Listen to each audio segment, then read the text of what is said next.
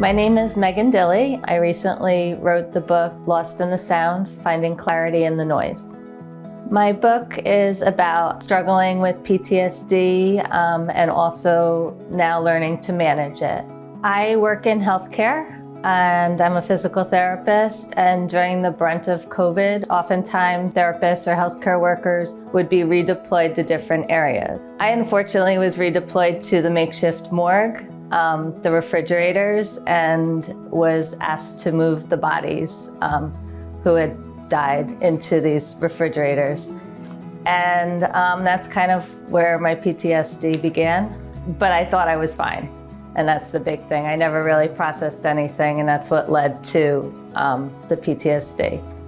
My book is definitely a positive side effect of the pandemic, but I did write in the past. It was typically when something negative or bad, or I was struggling with something, I would write poetry.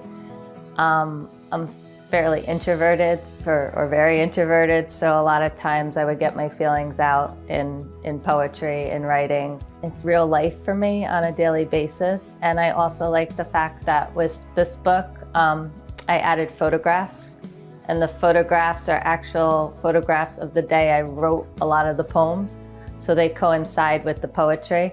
So I didn't even just have these personal words about myself, but the photos personalize it even more.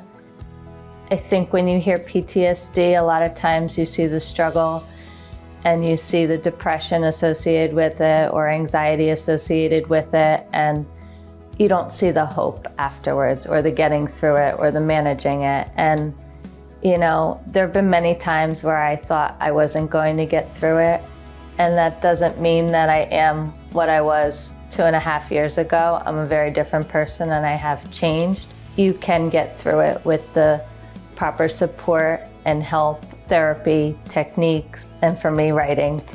It's an everyday struggle, but it does get better if you put in the work and the effort, and it's just part of the diagnosis, but there's hope.